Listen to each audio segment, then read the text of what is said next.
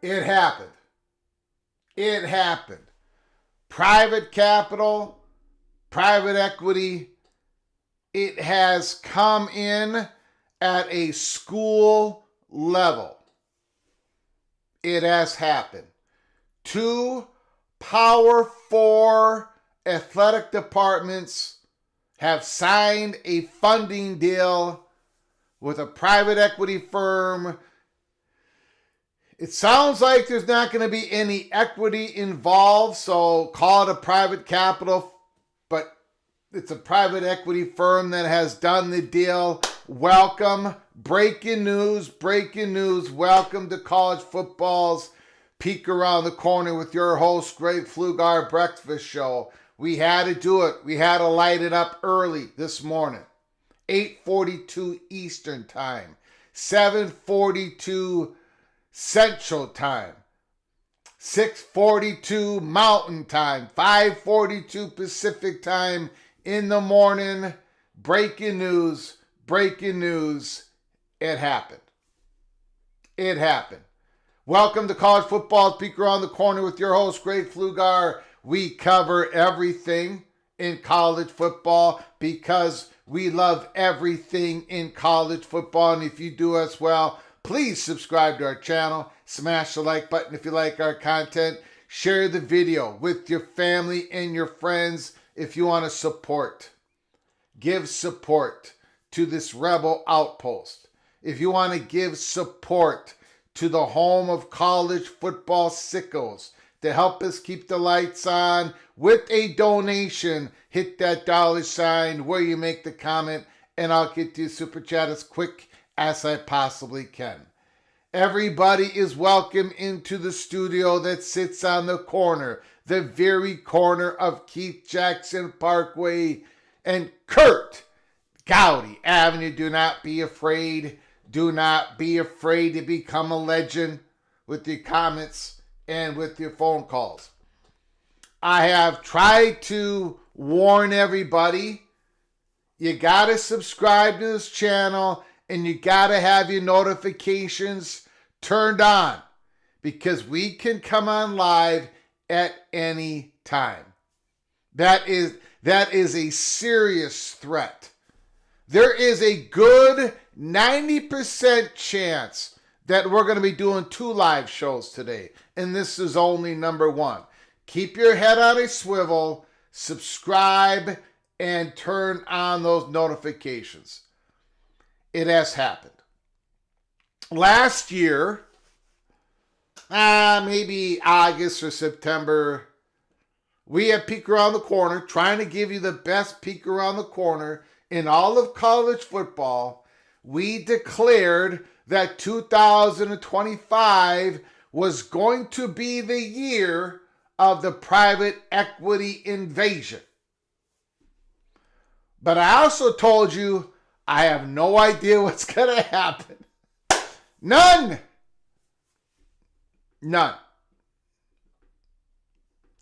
We did not know. There was no way to know. I'm sorry. I apologize. I didn't know if it was going to come in at a conference level or a school level. I didn't know. Ladies and gentlemen, there has been so many rumors out there. Remember, I explained it. There has been a lot of these private equity firms knocking at these athletic department doors and say, we'll give you cash, but let us take over this revenue or that revenue stream. And of course, there's been public reports on these possible conference-wide private capital, private equity deals. Brett Yormark, possibly with Redbird Capital, that has been put on pause. The SEC conference, the powerful, rich SEC conference, talking to Goldman Sachs. The Big Ten conference just a couple of weeks ago, in their spring meetings, there were 4 private equity firms that arrived to those spring meetings, physically arrived, to present their possible deals with the Big Ten. We've heard Tim Pernetti of the American Athletic Conference basically way out in the open saying that they are trying to obtain a private equity, private capital conference-wide deal. We had that clandestine phone call. Ross Dellinger, Yahoo Sports. Several Big 12, several ACC schools in a clandestine phone call with Smash Capital. We've also said there has been some schools in the Big 12, in the ACC, that are more private capital, private equity, pro that get that money coming on in more than others. And if the conference deals were not going to take place, then they were going to come in with their own deals. This morning, it finally happened. It broke. Sports Business Journal. We're going to go through that article. It's pretty vague. It gives us enough information. It definitely gives us enough information to do a live show. As we do this live show, keep your head on a swivel for further reporting on this.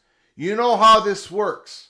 Sports Business Journal, they put it out there. Ross Dellinger has already commented on it.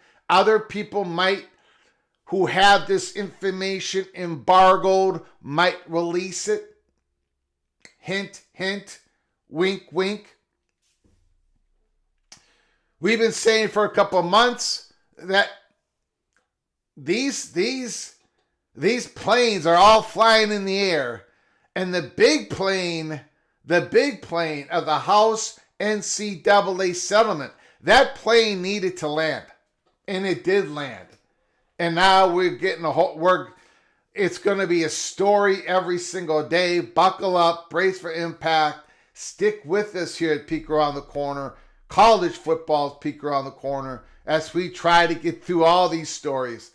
The story is vague.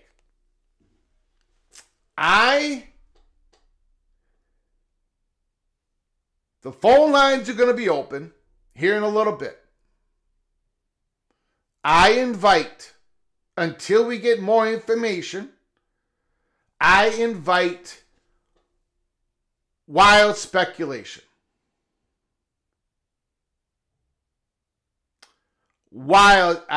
You can take this how you can go with this.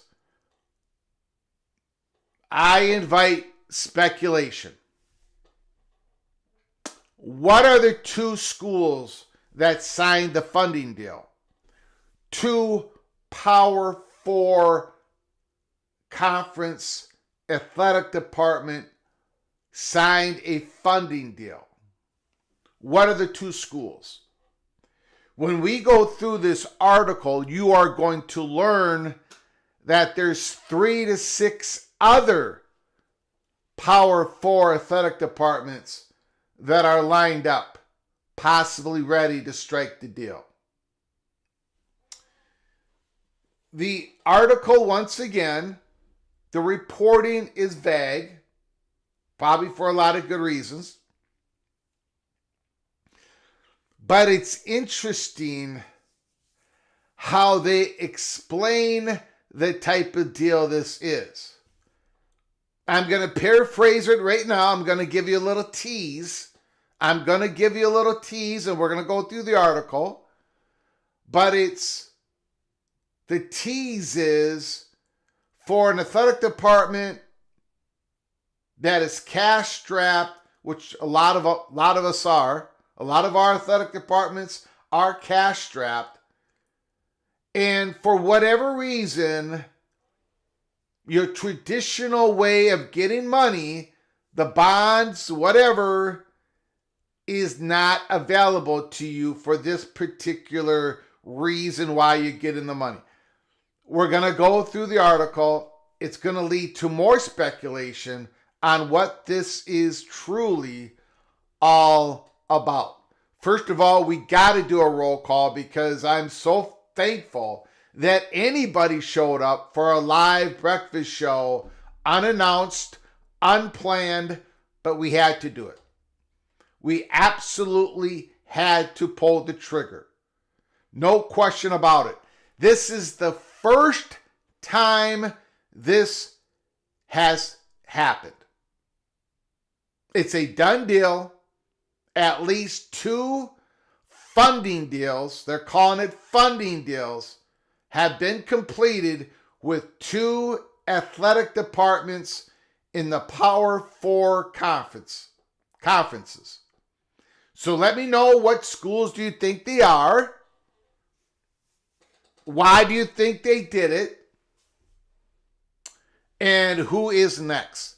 Here we go. MBM, Oklahoma State Cowboy. MBM, Go Pokes is in the house.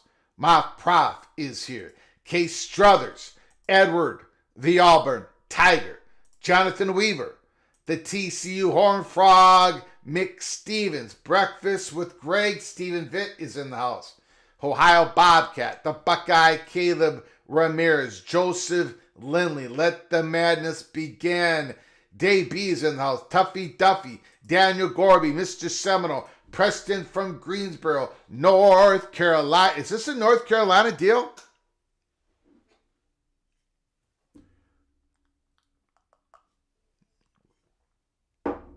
Did North Carolina just sign a capital deal? I don't know. CFB Plus, Holy Smokes is in the house. Bob Swanger, is here. Jay Chapman, CFB Plus. CFB Plus. Sean, the Big Gun Shop. Muggy Wow is here. Shakedown, 1971. Every Man, a Wildcat. Azon the Kid. Rock, Chop, Jay, Hawk. Jonathan Price is here. Michael 19th. CF Fan is in the house. Patrick Baylor Bear is this a Baylor deal? It could be. Max Road. Livingston, the leader of Baylor. They've been on the forefront of looking at private capital deals for the Big 12. Did Baylor just sign on the dotted line?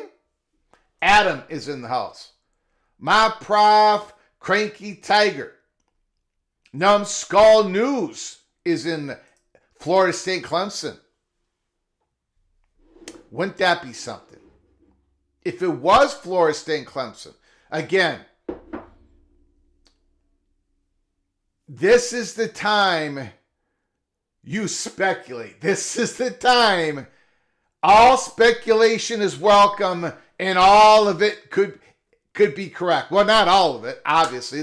There's only two schools, but you know what I'm saying. There's no bad speculation this morning, in my opinion. It could be the University of Minnesota. We are absolutely cash strapped. Oh, Greg, you're in the Big Ten. I don't care. We are. The athletic director of Minnesota was already almost ran over by a bus a couple of years ago when they decided to cut two sports. Minnesota is absolutely cash strapped. And the athletic director can't afford to do any more cutting. So who is it? What are the first two schools? I don't think it's the University of Minnesota because we are so cautious, right? We're not on the cutting edge of anything except for medical research. But when it comes to athletics, nah. I don't think it was us. Adam is in the house. Thanks for coming on in. Saved by grace. But going back to Numbskull News. Is it Florida State and Clemson? For a particular reason? I don't know. I do not know. Sun Devil is in the house. Sun Devil. Our web is here. Adrian Archer. UNC needs the money to replace the Dean Dome, but wouldn't you get a capital bond on that? See, I don't know. Again, we're going to go through the article. And thank God the PATC family is a whole lot smarter than the host. I think maybe you guys are going to come up with really good information here. But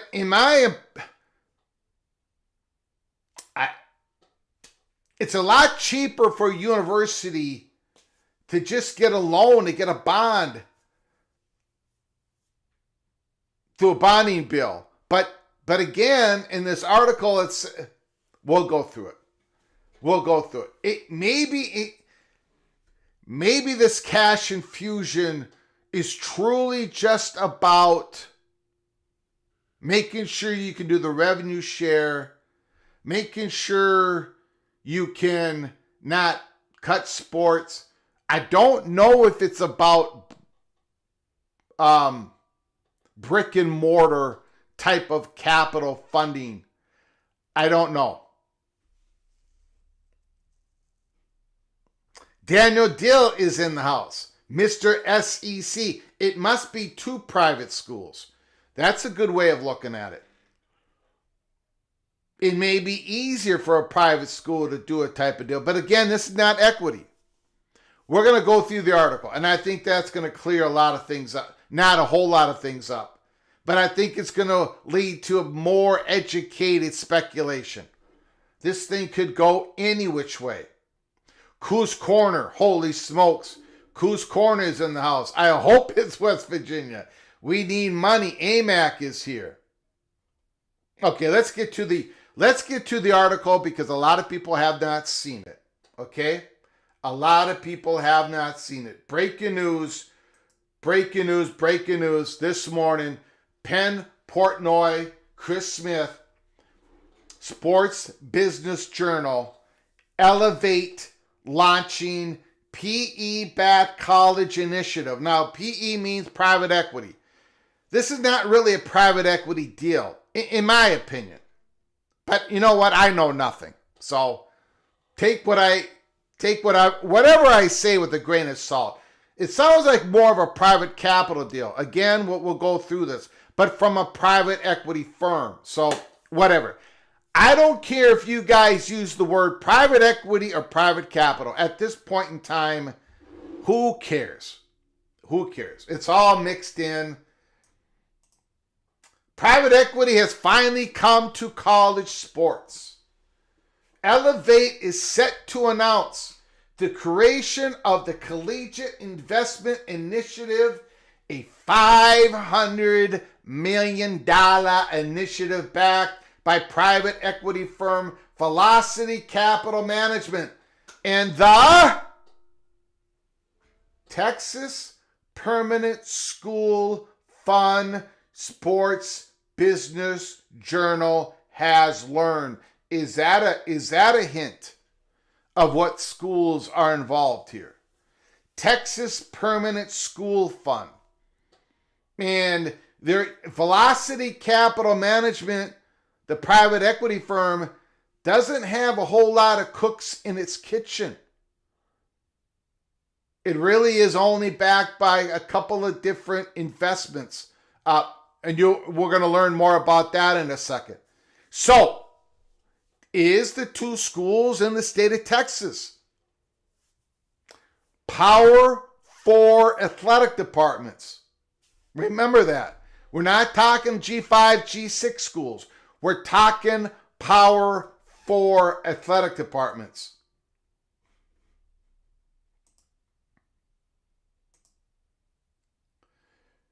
The investment vehicle will provide a new funding source for collegiate athletic programs pursuing capital-intensive projects like facility upgrades and renovations. Okay, that answers the question. Capital-intensive projects like facility upgrades and renovations.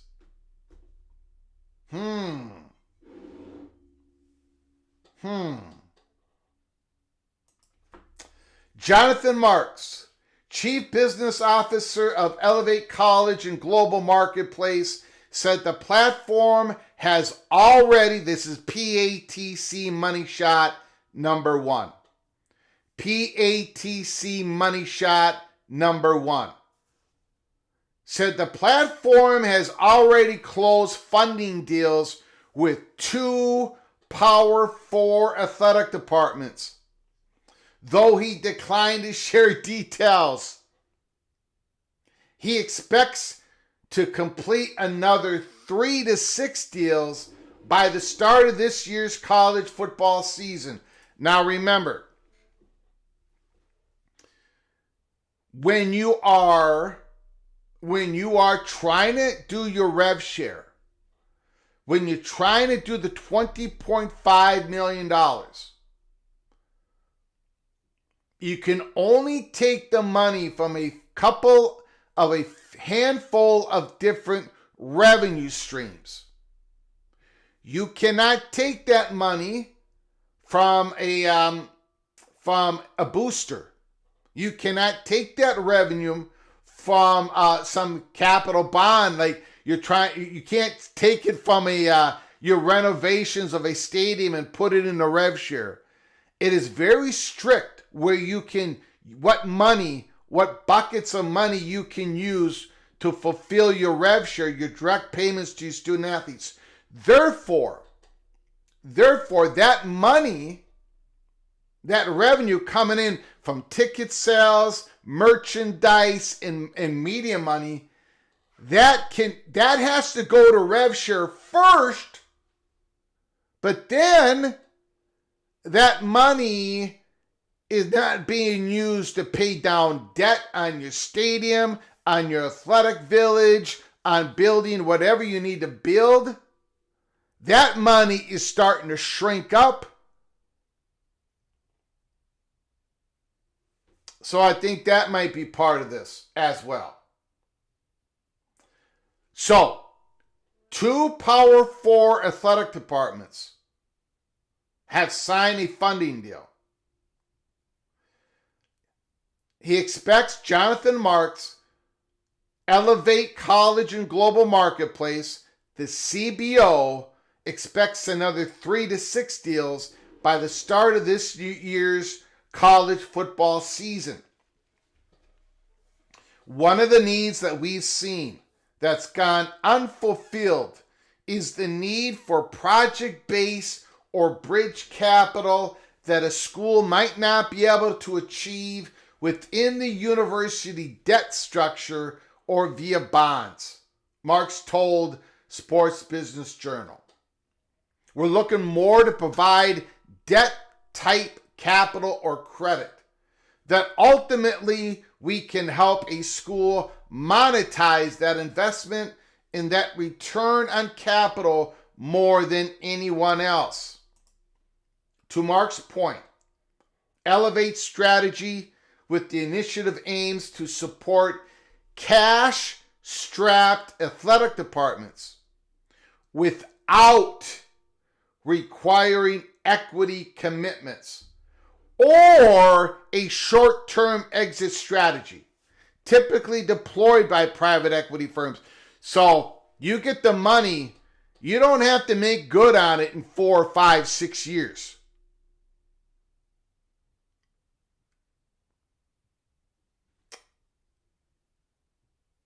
Without requiring equity commitments.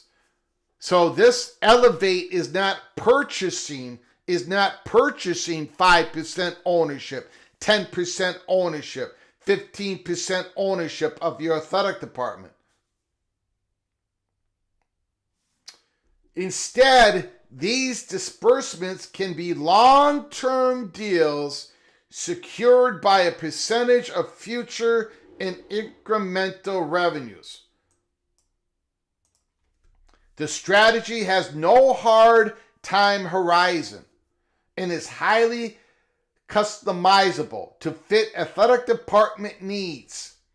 Though Mark noted that the fund will generally make 8-figure investments. So we're talking about at least $10 million. We don't know the size of these deals, right? But it sounds like the minimum. It sounds like the floor is $10 million. While he acknowledged this cost of capital would be more expensive than a typical bond or credit facility, the ideal outcome is for Elevate to recoup its investment through a share of newly created incremental revenue. Okay. So that's my question.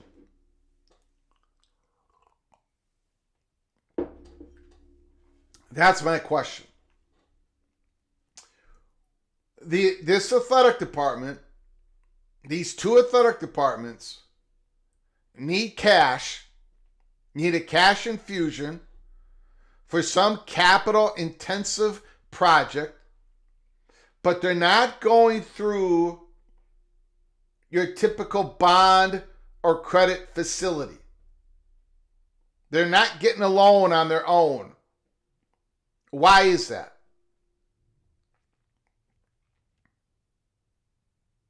This is going to be more expensive to pay back, although they're giving you, sounds like they're going to give you a long, you don't have to turn back this investment back to Elevate. It's not going to be a short flip back to them. But why? Why? Why can't you go through different means to get this? Universities got pretty good, they got pretty good credit. I mean, they got pretty good, They're good for the deal. So why do it this way? Again, I'm not ripping on these schools that did it. We all have a lot of questions. Obviously, there's going to be more than these two schools that are going to do these type of deals.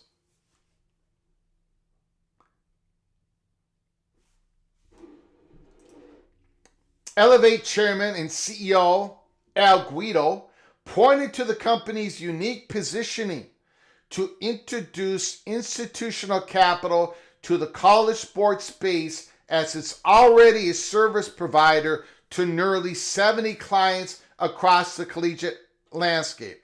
So, when you're trying to figure out what two schools have done this funding deal, find out what are the clients, the 70 clients that have already an established relationship with Elevate. Mark said that Elevate will also consider conference-level funding opportunities that could be secured by revenue from league-controlled assets like jersey patches, field logo, tickets, and others items, right? So Elevate has existing relationship with the ACC and the Big East. This is not a conference-level deal. This is a school-level deal. It's not going to incorporate field logos, field patches. All that is owned by the conference. That will be a conference-level deal. We know that the Big 12 has looked into it. We know basically everybody has at least gone down the rabbit hole of somewhat of getting a conference level deal. And we have been told, and we have given you this information since last year, about last September of October. The rule of thumb is bigger the deal, bigger the scope, the more beneficial, supposedly, it will be for the institutions. So a school level deal can only get you so much juice. A conference level deal brings up a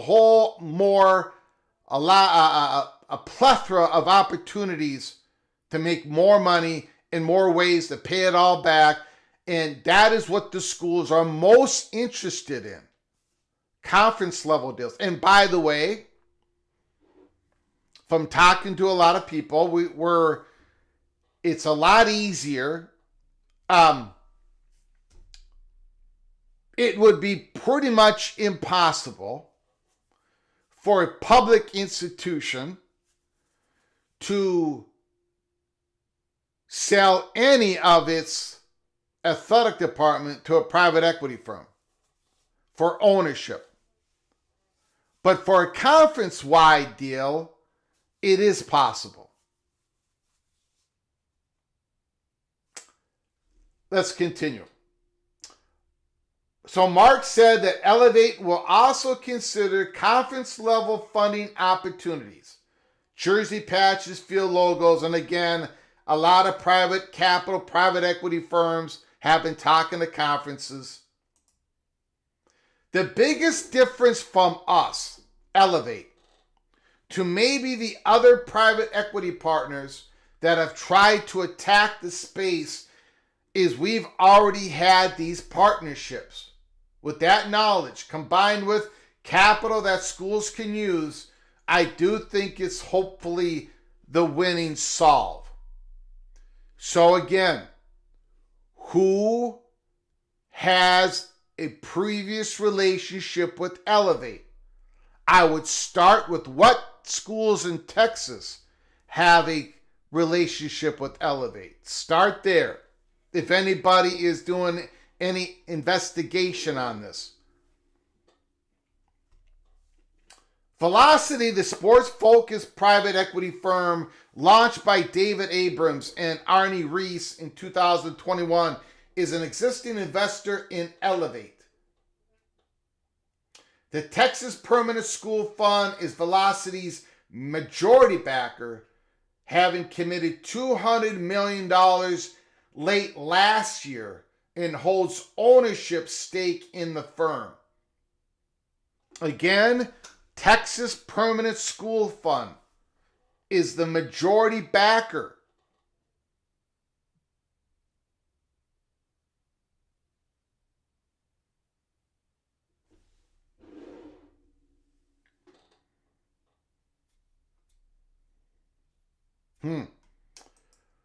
And finally, in the article. No, I'm sorry. We got more. I'm sorry. Those two are the only financiers behind Elevate's new collegiate investment strategy. And Marks noted the $500 million represents an initial effort with long-term hopes to grow the collegiate investment initiative into a multi-billion-dollar platform. So Elevate, for them, this is only just the beginning. They've got two on the hook, two athletic departments, Power 4 conference schools, and they think they're going to get 3 to 6 more to sign on the dotted line before the college football season starts this fall. The sheer amount of investment in infrastructure on these projects is astounding, Guido said.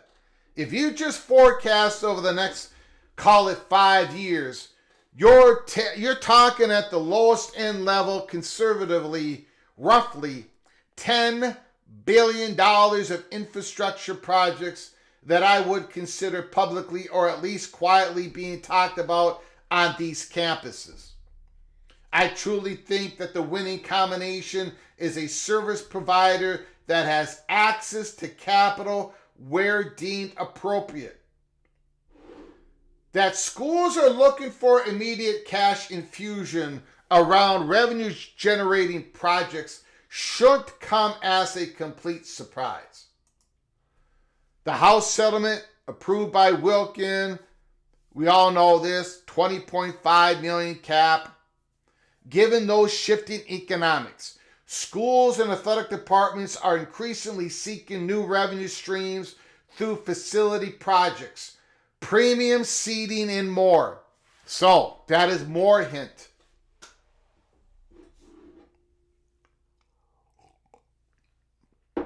What schools are looking at building intensive building projects that is going to create more revenue, like premium seating? Who has it that they want to build in new premium seating in their football stadium?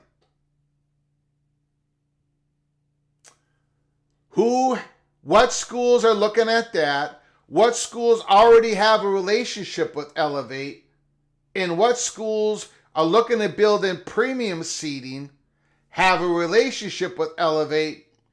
And I think you should start in the state of Texas. And those two schools are Power 4 conference schools. I think you gotta start there.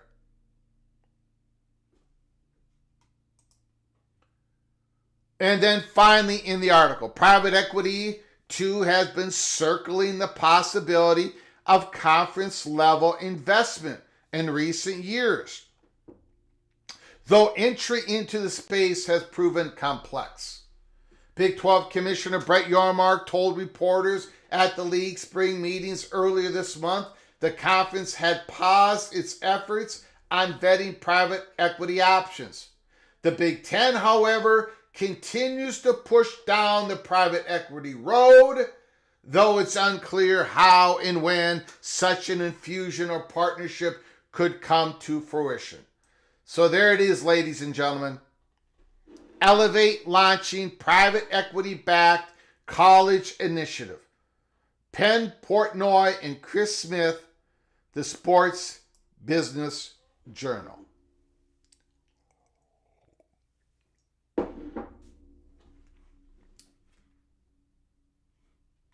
Mick Stevens, remember, follow the money? My guess it's in Dallas.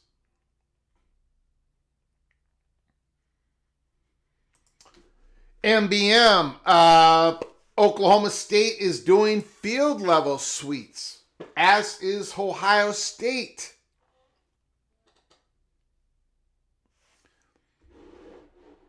Now, you can understand, really, you can understand premium seating, right? You got to gut out that part of the stadium. You build in premium seating. You got people ready to pay for that premium seating. And the private capital money that's coming on in, that's going to help you build those premium seating, they are going to get a slice of that revenue that it creates. So it sounds like this private capital money coming on in from a private equity firm is for an intense building projects that are going to create added revenue. Am I getting this correct? Am I getting this correct? So, what football, athletic departments, athletic directors are looking at creating premium seating in their stadium. And they're looking for that quick cash infusion. And the private equity firm knows that once this is built, they're going to get a slice of that extra money that's coming in for the premium seating. But the program, the football program, knows it's going to get an infusion of cash to help them out with a lot of things, also building the premium seating, and the private equity firm is going to get a return on their money in the many, many years out that the premium seating is going to be there. Who is doing this? John Grove, Florida State was renovating their stadium with premium seating. I guess it could be Florida State, but I thought they already had the capital bonds, and I thought they already got the money through other means. Coos Corner, West Virginia wants to add premium seating. Is Texas Tech, they're renovating. Are they looking at it?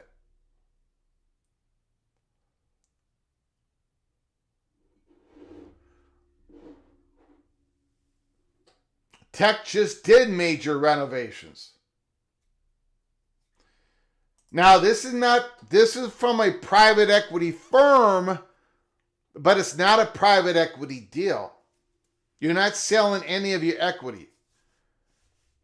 You're looking for a cash infusion to build something, a building project that is going to create revenue. And then that private equity firm is going to get a slice of that revenue that project creates. And the example they showed on this article is premium seating, which makes a whole lot of sense. You build me 20 suites. I got 20 people ready to buy these suites, right? Premium seating across the stadium. I need cash to get this built, and private capital, you get a slice of it. We keep a slice of it, and that extra money is going to help us do a few other things here. I don't know if this is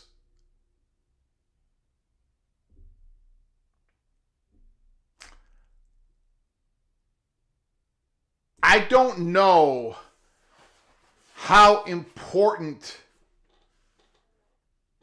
the way this deal sounds to me, because it's not dealing with giving up any of your equity.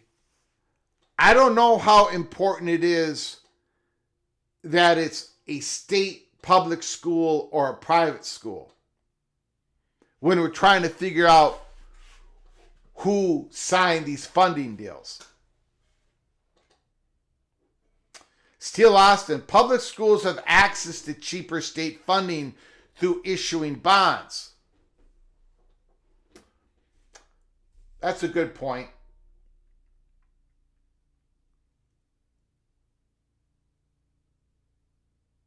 The capital investment must be collateralized somehow.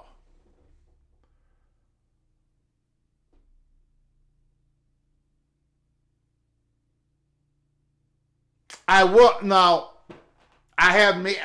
Again. I'm speculating here, ladies and gentlemen. Okay, I'm absolutely speculating.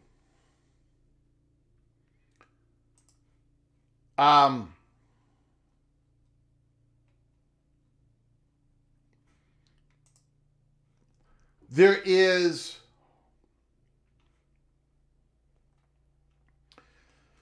Okay. Let me just show you what Ross Dellinger said. Per Elevate, 2 power conference athletic departments have entered into agreement for this private capital funding. It was only a matter of time. Okay? I'm going to go ahead and speculate. And then I'm going to open up the phone lines and you can call in and talk about this or anything else in college football. But I'm going to go ahead and just wild speculation. Per Elevate, Ross Dellinger, 2 power conference athletic departments have entered into an agreement for this private capital funding. It was only a matter of time. Okay. I'm going to go ahead and speculate.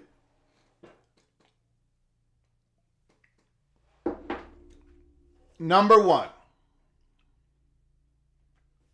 I know nothing. I don't know who the schools are. And I don't know who the 3 to 6 other schools could be. Number 1.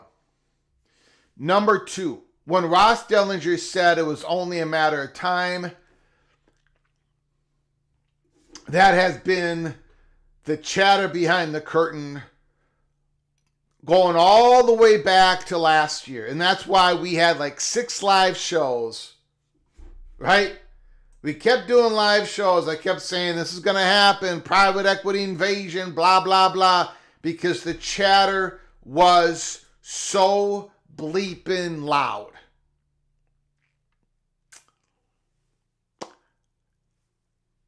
This is my speculation. I could be 100% wrong. 100% wrong. Okay? I'm probably going to be wrong. I'm probably going to be wrong.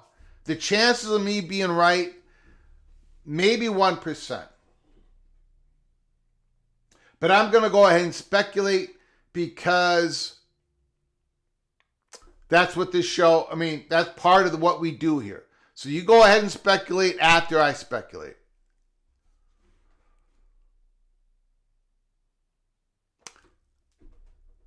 We have heard, and we have talked about it a little bit, that Baylor has been at the forefront of wanting to do this type of deal for a very long time. We have said it. I have said it a few times right out in the open. I said Baylor is one of those schools. I also said there's a Texas school out there. I gave a lot of hints to it. I eventually just said it's Baylor. And on one of these live shows a few months ago. So we know that Baylor is a believer in this type of deal. Are they one of the 2 schools that did this deal? I have no idea. If they're not, it wouldn't be a surprise to me if they are one of the 3 to 6 schools. Excuse me, I got an eyelash. It wouldn't surprise me if they were one of the 3 or 6 schools that may be signing on to this type of deal.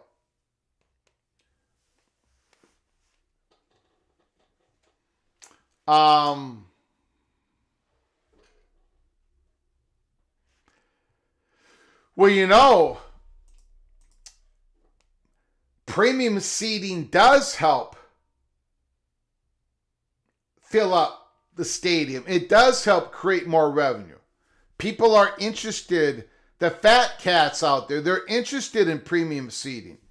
They're revenue makers. If you've already, see, this is a type of deal that if you've already got a commitment from corporations, if you've already got a commitment from a certain part of your customers, your fan base, if you've already signed, if there's some corporations or whatever that have already signed the seat license for the premium seating or the suites, when you know you've got money coming in for the next 20 years, now all you need is that cash infusion to get it built.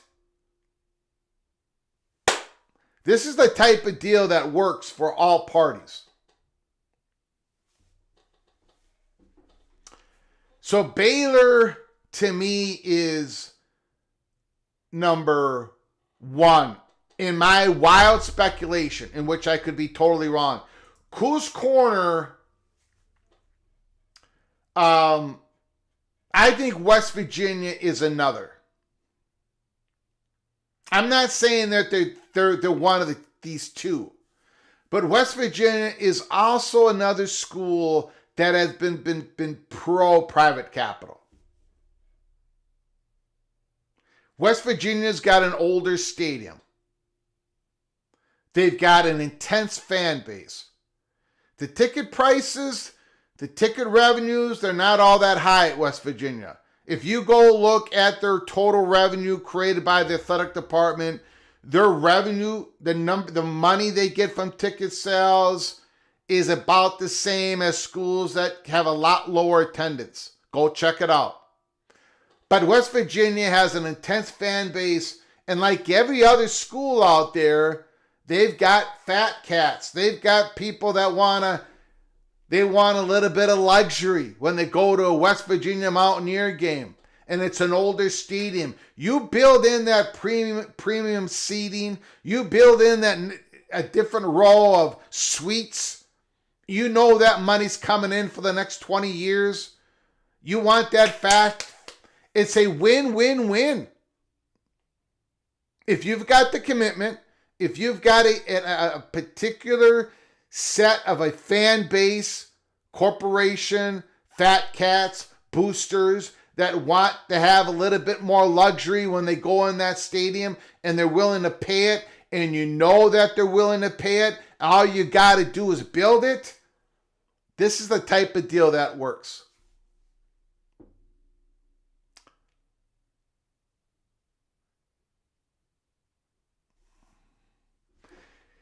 Yeah, I mean, again, who knows who are the first two in this? I'm just putting out wild. I could be wrong. I could be 0 for 2.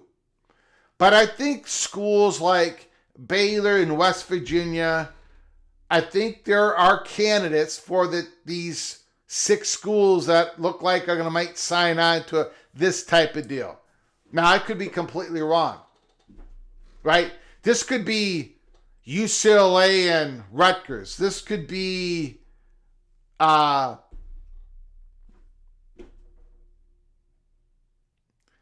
suppose it could be SMU, but it could be SMU. It could be, I don't know about Houston.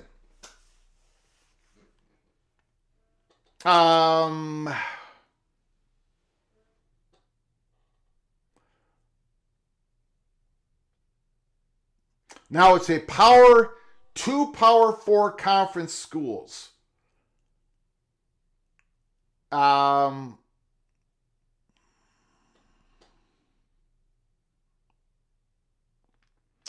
trying to think of a Big Ten school that this might be an older stadium like Maryland. I'm thinking of older stadiums or there are some new stadiums that the demand has out like you did not build enough premium seating. You thought the demand wasn't going to be there, and suddenly it's there. It's not going to be Northwestern. They're building an $800 million stadium, and it's all paid for. It's not costing the school a dime, so it's not Northwestern. Nebraska. Nebraska is doing some renovation. They're cutting down on seats. They're a pretty wealthy athletic department, but they've like, they're stretched out. It could be Nebraska. Iowa State. Now, Ames, Iowa.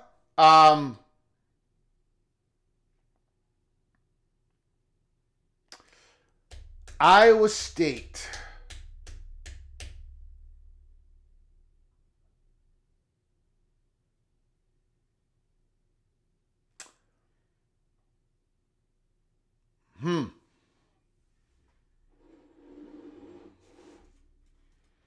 You typically must reduce seating to add suites. Yes. But you also add revenue. It's one of those things, right?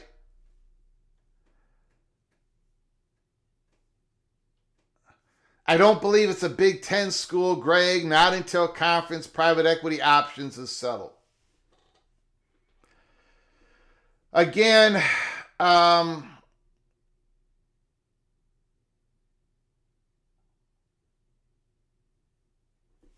Maryland has suites. Yes, but are they filled up? Are there more demands for more suites? Are there room to build suites? Yep, the Texas Permanent University Fund,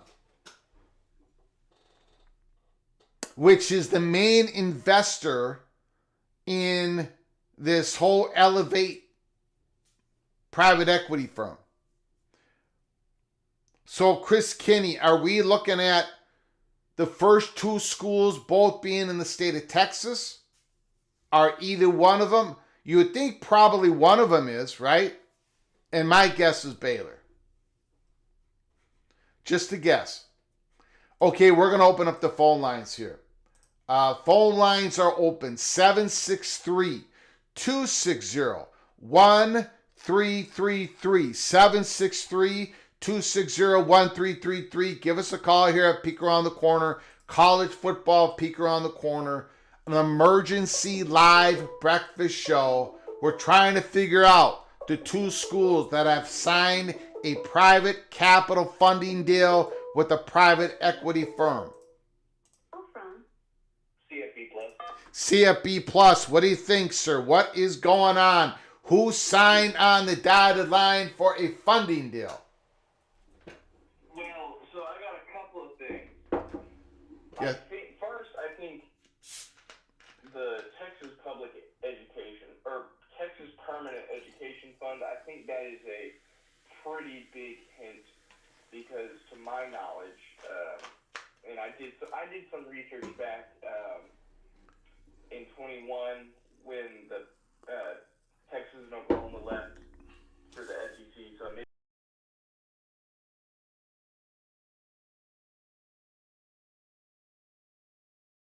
created this fund where they have, I guess, a stake in a bunch of oil, and that is worth like $60 billion. And from that, they take money and they use it to fund the public education in Texas. And I think it predominantly goes to the universities of Texas and Texas A&M, and they get like $1 billion each from this fund. So, and this is dictated within state law in Texas, to my understanding. So, with that knowledge, I just have a hard time seeing this go outside of the state of Texas just because of the political red Well, You have to, okay. they either have to change the laws or do something. Well, Unless, can you hear the me? state of Texas has decided to basically create its own, like the Saudi Arabia, whatever fund that is, Yep. using their permanent education fund. Okay, But let me. I don't see this staying outside the state of Texas. Okay, let me. First of all, can you hear my voice? And then I guess the other thing that I would Hello. is Can you hear my voice? talks about capital intensive projects, but when you've been talking about private equity deals more so at a conference level, the money's important, but it's also the connections and the relationships that go along with it.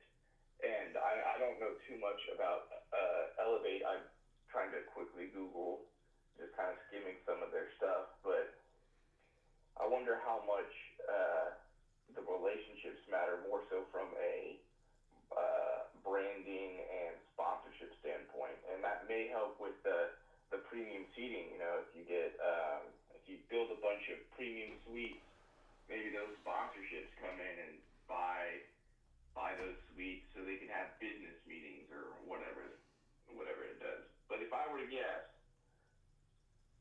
I think it one has to be Baylor, just because they've been the one talked about the most, and then my second guess is either TCU or Texas Tech. CFB Plus. Can you hear my voice? Because I think the private aspect of the school gets rid of a major hurdle when dealing with a public university doing public or private equity in some capacity, whether this is private equity, private capital.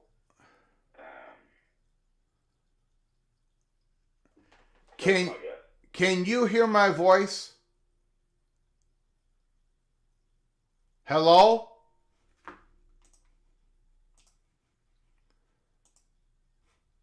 Okay.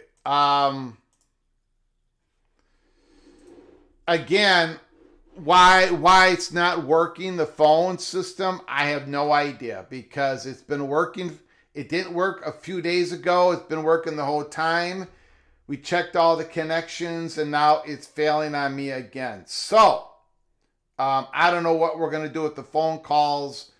I guess we're just going to take your comments. I'm going to shut down the phone lines. It's not like they could not hear you, CFP Plus, and you could not hear me. So I think we just got I think I got a failure. Something is failing on me, because obviously it's going in and out. Now, CFP Plus, I'm going to relate to everybody what CFP Plus was saying. He thinks it's 2 Texas schools. He also commented on he didn't think it would be any schools outside the state of Texas, because because the main investor is the Texas Permanent Fund. However, this company Elevate says they believe they got 3 to 6 more that they're going to sign on to before the end of this year. So I would think it's obviously more than just Texas schools, because I don't think this is only going to be Texas schools signed on by Elevate. I could be wrong. We don't know what the 2 schools are. It has not been reported. Okay, happy Monday, everyone. Thank you so much for the super chat, Expedition Greg. First super chat of the morning show. Thank you for all your support. I appreciate it. Helping us keep the lights on here. We did a emergency live show. Hopefully, when we do another live show today, and I think we will, I will have the phone lines working once again. Black Rain. I looked up Elevate. There are 60 universities that are clients of Elevate, and even the University of Houston. My question is, are there any more Texas schools that have a relationship to Elevate? Is it just the University of Houston? Houston Stadium is new. It has like 40,000. It seats 40,000. As Chris Kenny says, it already has a bunch of luxury suites. Now, I remember when they built that stadium, they built it to where they could add on more if they needed to, but they don't need to because they average about 35,000. They don't average a sellout.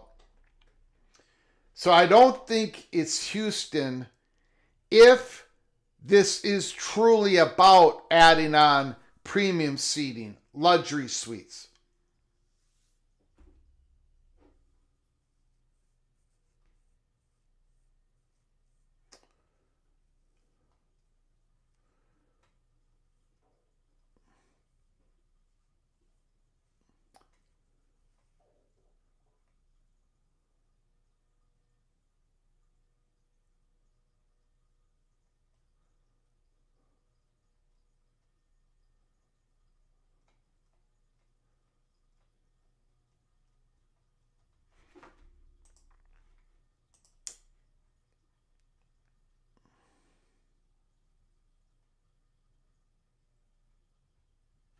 Again, Ross Dillinger's reporting.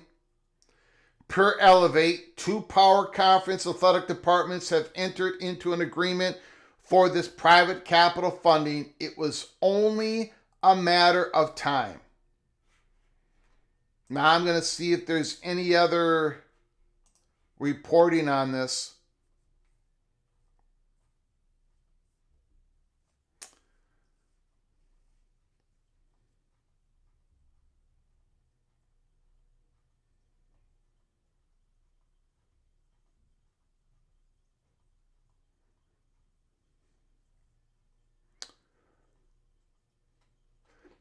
Again, if you're just joining us, breaking news.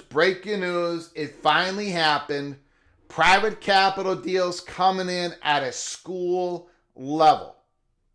At least there's been 2 schools that have signed on to a funding deal with Elevate, a private equity firm, but it's a private capital type of deal. Money being infused into an intense project capital, like building premium seating, luxury suites. It sounds like it's that type of deal.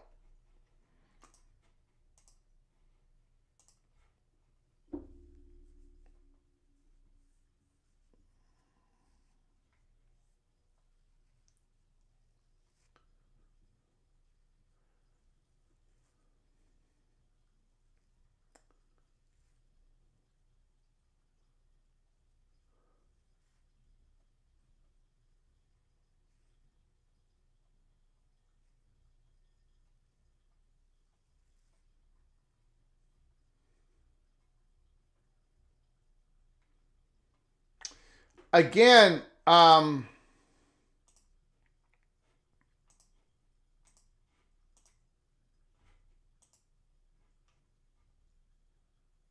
it sounds like a deal that would open up a new revenue stream for the athletic department.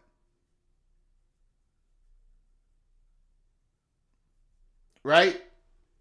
An intense capital project that would open up a new revenue stream.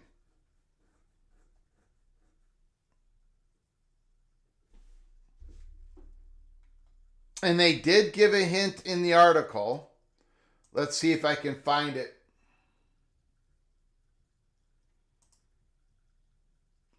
Given those shifting economics, schools and athletic departments are increasingly seeking new revenue streams through facility projects. And this is what this sounds like.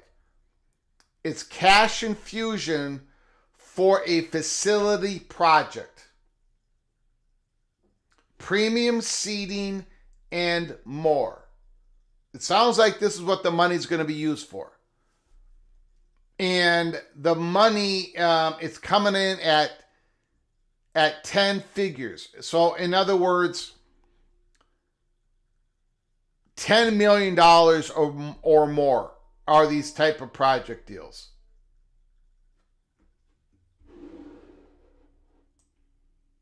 And of course it's going to be well more than $10 million. Now my next question is, when are we going to hear about what schools signed on the dotted line? If it's private schools, we may not hear for a while. We may not hear ever. If it's public schools, I think we're going to hear about it. But then again, even if it's a private school, I think it's going to leak at some point.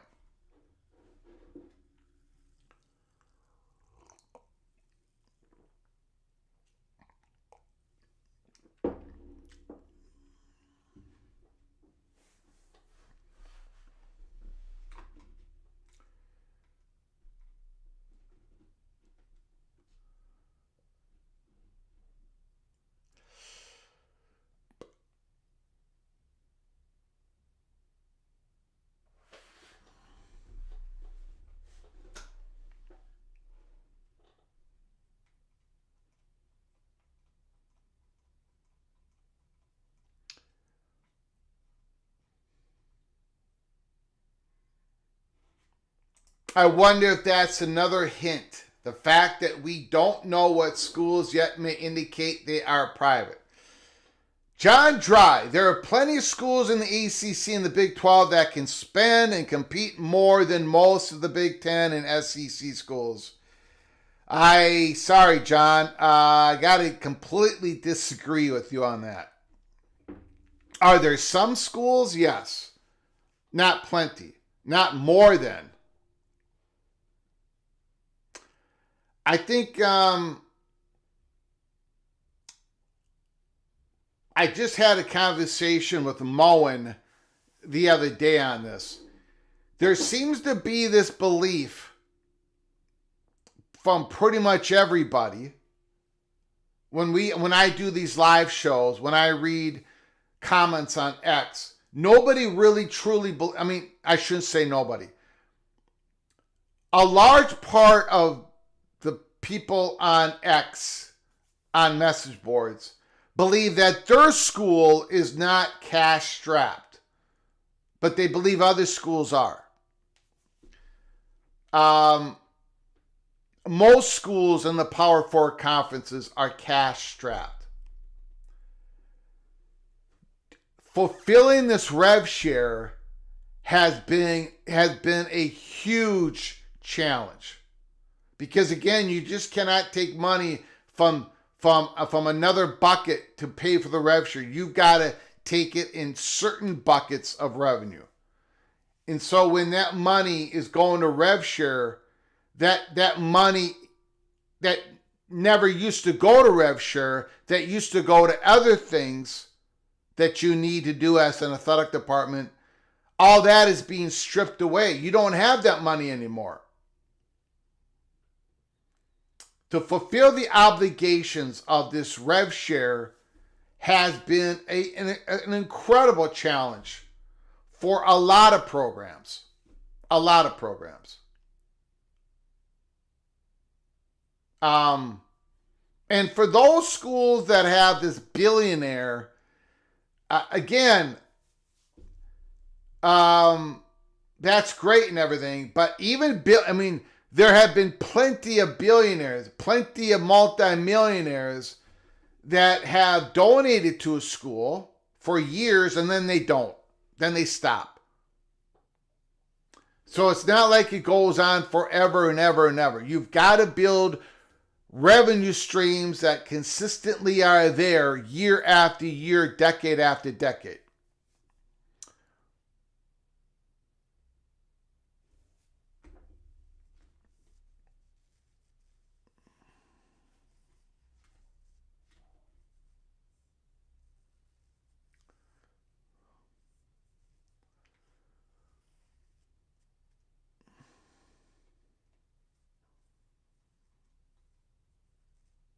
And then there are schools that make more money than other schools, but they're more strapped because they got more outlays, they got more commitments, they got more debt. Boston College. I mean, how many sponsored sports teams does Boston College have? About 27. They used to be up in the high 20s. There are some SEC athletic departments that have 18 sports, 16 sports. So they throw all their revenue at football and baseball and basketball. But they don't have all these other sports. It's one of the things about the University of Minnesota. I mean, University of Minnesota, I don't know, out of 18 schools, it probably has the 15th largest athletic department, 15 out of 18. But the commitment that Minnesota has to the non-revenue sports is a lot greater than most of the Big Ten schools, most of the Big 12 schools. So it's like, okay, Minnesota has maybe more money. I mean, what they get as an athletic department is well above the average of the Big 12 and ACC, but they got more commitments. They got a new football stadium that they're paying down for the next 20 years on. And so you might be making less, but maybe are in a little bit of better spot than schools and than athletic departments that are making more. So it's hard. You got to take it case by case. But most athletic departments, most of them in the Power 4 conferences, have found fulfilling the rev share at $20.5 million has been extremely challenging. They've had to cut to get there. And now they're all looking for money. You got Ohio State, who's absolutely rich and wealthy. But they got how many student athletes do they got? How many sponsored sports do they got? 35? 36? 37?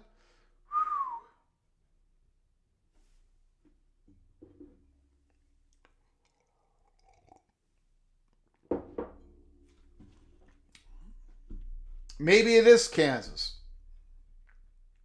Now, Kansas is one of the more, or if one of the 2-3 most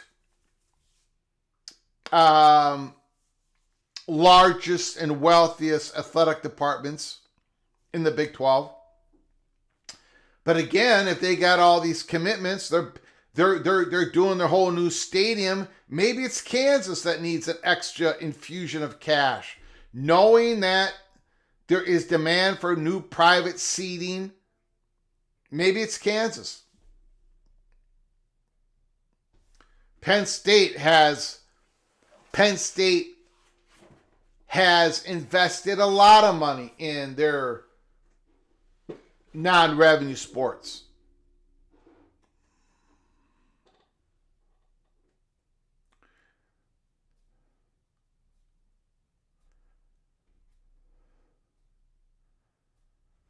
Exactly.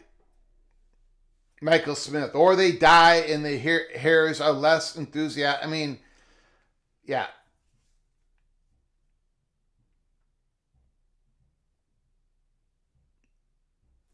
Well, not Minnesota. Minnesota Golden Gophers hockey is a revenue maker. And in fact, it creates more revenue than any other Big Ten Olympic sports team, with Nebraska's women's volleyball just behind Minnesota men's hockey. They're the top 2 revenue makers in the Big Ten. But most of the hockey programs do lose money.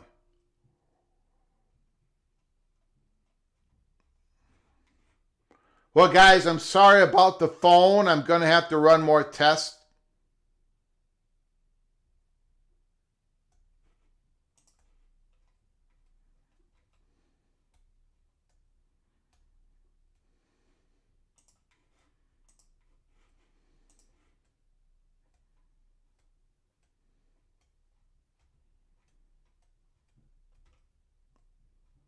Um, you know what? Let me check out.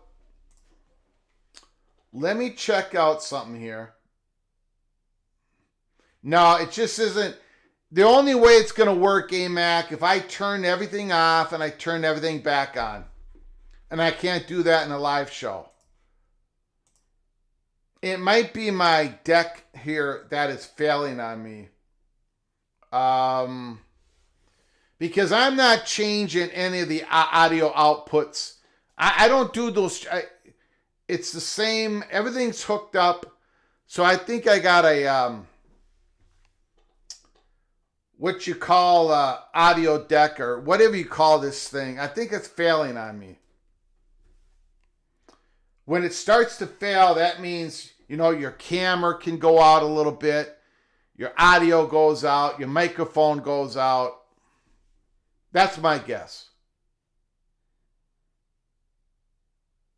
Okay. Let me check. Hold on.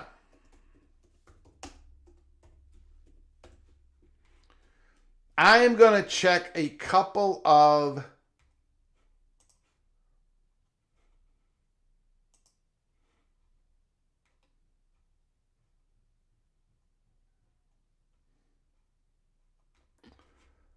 Okay.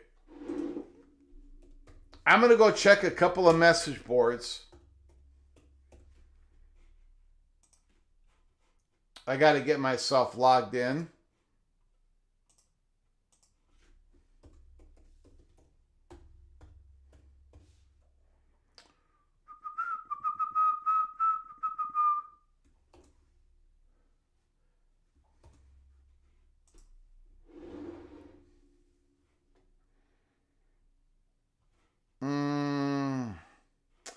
Okay, hold on, everybody.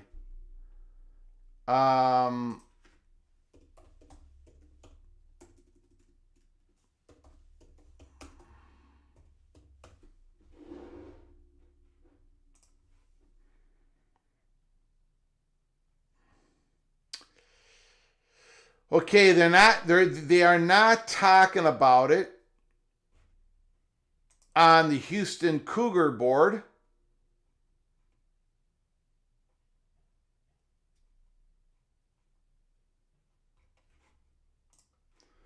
They're not talking about it on the Baylor board.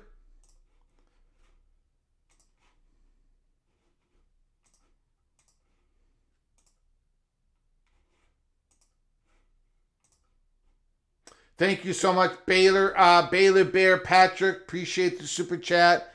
Thank you so very much. Help with the equipment. Yeah, I think maybe something's failing here. Looks like I'm going to have to go on Amazon and order another deck. Appreciate it, sir. Thank you so much for your generosity, Baylor Bear. I'm just on the Baylor website, message board, nothing there.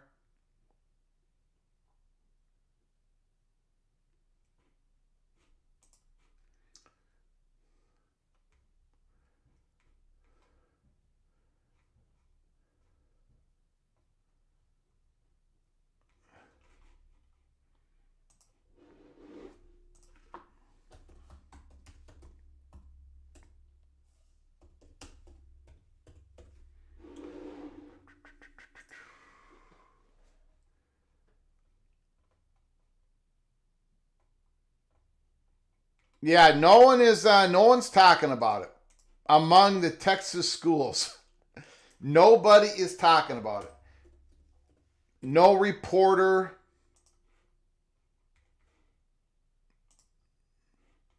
Nobody's got it. Nobody has said we think it's us.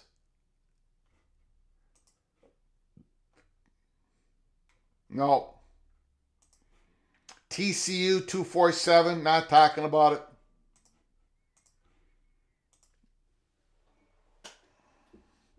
Everyone is still asleep.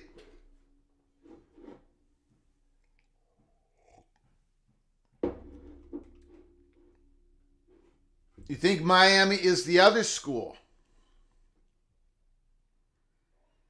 They've been wanting to build a new football's operations center facility, but that project stalled in 2024. Interesting still, Austin. Could it be Miami?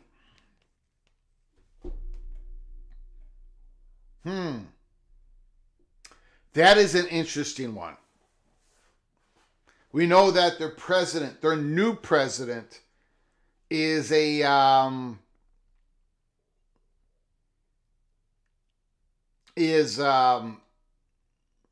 very much into sports.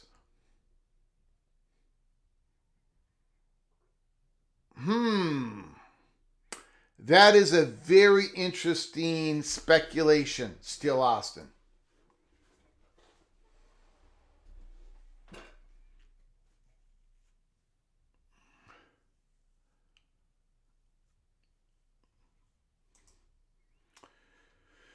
Yeah, it could be a Texas public school.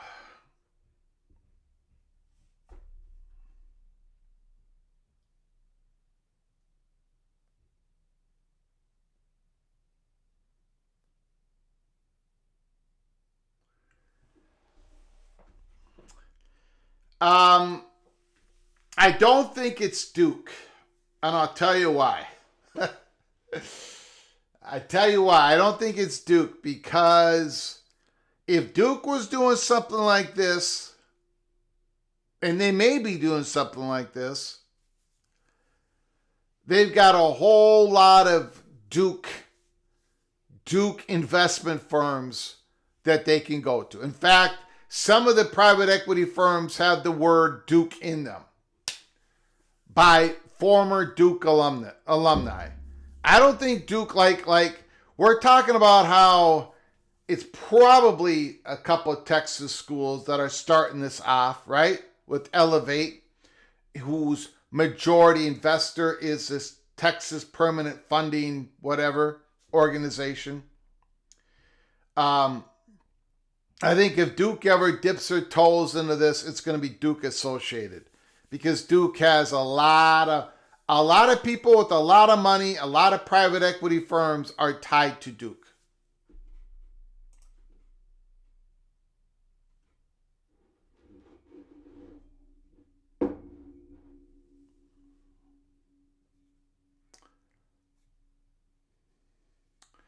It's two Power 4 conference schools that have signed a funding deal with a private equity firm. But it's not going to be a private equity deal. It's going to be private capital. It sounds like, from the article that we read from Sports Business Journal, it's a project in building facility intensive type of project, which is going to create a new revenue stream. So the primary focus looks like, and we could be completely wrong, but some sort of new project to create premium seating, luxury suites. That's a whole new revenue stream in which this private capital money is going to pay for, and then they're going to take a slice of that, and they don't need all their return on investment in the next 5 or 6 years. It can be many years out. And of course, what the CBO said at Elevate said, we're hoping that we're doing this initial $500 million investment in these deals, and we're hoping to grow it, and we're hoping to grow it more and more and more and more. And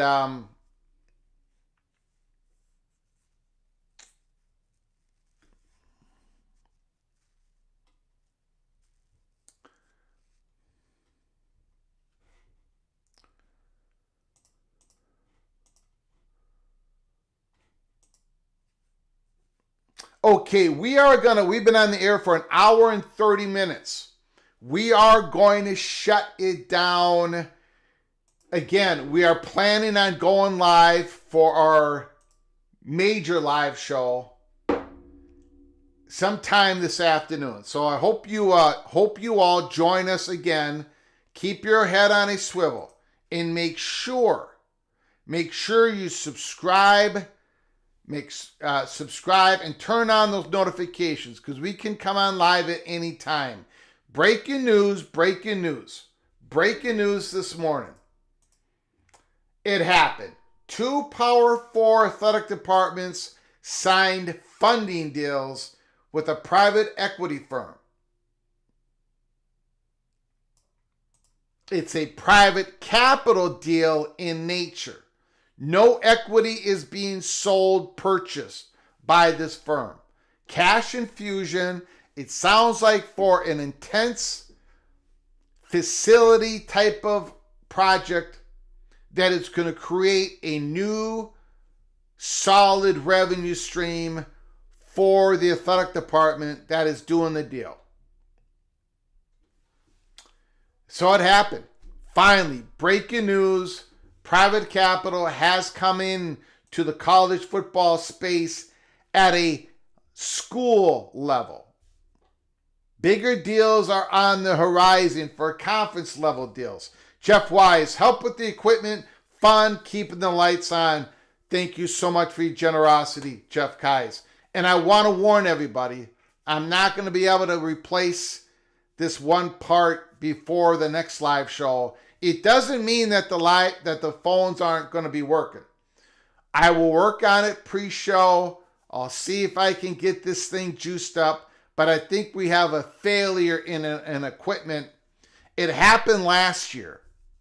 I think it's happening again. So I'm going to have to go to get something shipped from Amazon, and hopefully we get this thing working. Because I don't want to sit here. The main part of this show is you guys' phone calls. If we don't have your phone calls, then we got to listen to the fat guy from Minnesota, and that is not good for anybody. So thank you, Jeff Kais. Thank you for your generosity. So much appreciated. Thank you, Patrick Baylor Bear, Expedition Greg, for your generosity. Thank you guys for checking us out this morning. Breaking news, live show, breakfast show, PATC. We're going to be coming on live again, so buckle up, brace for impact. We're going to be coming on live again today. So subscribe and turn on those notifications. We're probably going to know more about this breaking story later in the day. And I got a feeling there's going to be other breaking stories later this afternoon. The big plane has landed. The House settlement has landed. And now more planes are going to land. And it's going to be a crazy second half of the month in June, July, and August as we roll in to 2025 college football season. We also got to do on our live show later today is talk about the SEC, all SEC first team offense per Athlon Sports. That's one of the things we're going to talk about. We're going to talk about this news item, a whole lot of stuff going on. Until next time. From all of us at PATC to all of you, please you all take great care of each other. Thank you so very much.